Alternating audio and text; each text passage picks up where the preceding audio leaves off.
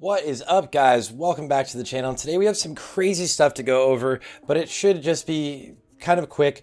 It looks like there was a leak today, or I guess yesterday when this video is going live, basically leaking the release date of Classic WoW TBC, and it's looking like June 1st. Now, either this is a really elaborate ruse that were a lot of people differently put together. There's a lot of information about it, or a lot of different screenshots coming together of people seeing on their Heroes of the Storm main page on the Classic or on the battle.net launcher, the brief message about Burning Crusade launch on June 1st saying return to Outland in World of Warcraft Burning Crusade Classic.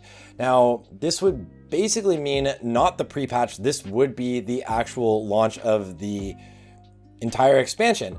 And if the pre-patch is coming the May 18th date, which it actually might by the time this video come out today, that's another thing that's being speculated. But if it's either May 18th or today, it means we either have a month or 2 weeks to level up your characters. Basically, your paladins and shamans on the opposing factions will have a very, very short amount of time to actually be launched.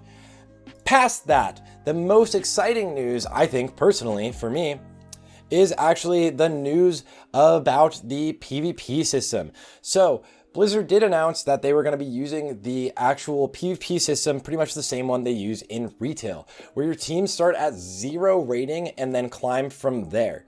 Now, in retail, you have kind of like a personal rating also, but in normal TBC, you used to start at 1500 rating. So you used to be able to delete your team comp or delete your team every week if you weren't doing so well, and then start again at 1500, play your 10 games and be able to get your points. Basically, that was the best way for people that didn't like PvP to get points. You just need to play your games. So this is changing. You are now starting at 0 rating. Right here it'll say teams began at 1500 in original TBC, and all of the PvP gear, the good epic gear, is actually going to be pretty much hidden behind a rating.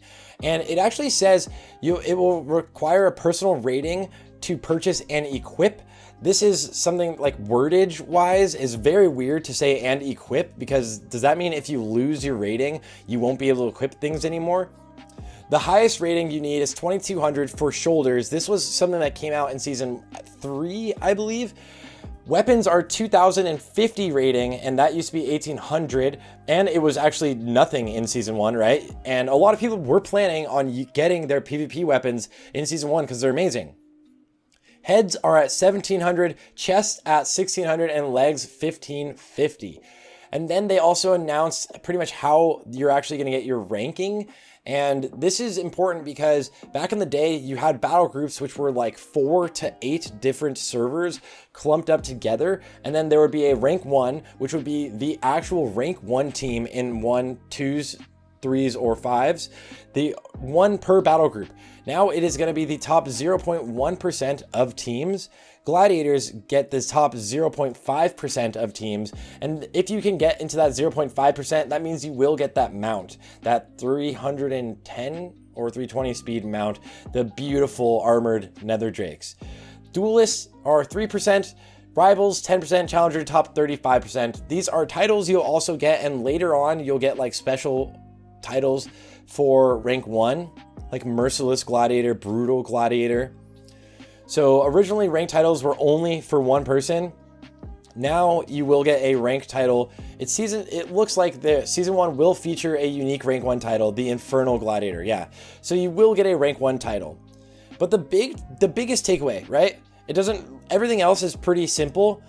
The biggest takeaway is that you need to have a rating to get your gear season 1, which was not the same way it was back in the day.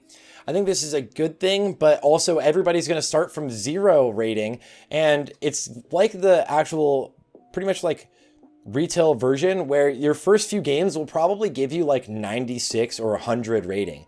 So it's going to be really easy to climb up to 1500, and that's where most people, because that's the average, so to say, are going to kind of get stuck. So climbing up pretty fast is a really good plan for most people. As soon as the matchmaking rating or the season starts, I would suggest a lot of people try to climb up very fast if you're not like insane at PvP. Early on, people have very low resilience, games are very short, and they can be won off of like a resist or a stun resist or a kick miss or a blind miss. Something very simple like that.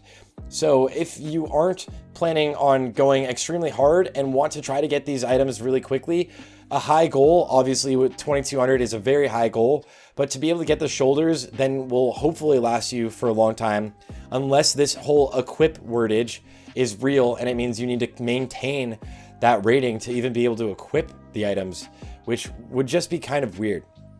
The last thing you guys should probably know is that to qualify for your arena points, your personal rating has to be within 150 of your team, and you have to play at least 10 games with your team, as well as 30% of your team's previous games, right? So you have to pretty much, boosts are a thing, but your personal rating has to get close to your team, and you pretty much need to play 30% of the games past or at 10 or more, right? So your team can go as high as it wants. You just need to be within 150 rating.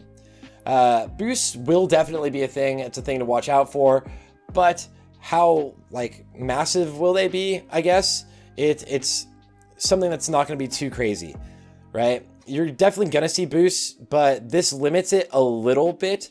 But in all honesty, I think boosting is around in pretty much every version of this game. And then another thing that's like kind of awesome is that you don't have to worry about getting your gloves from a rating, and gloves are huge for a lot of classes.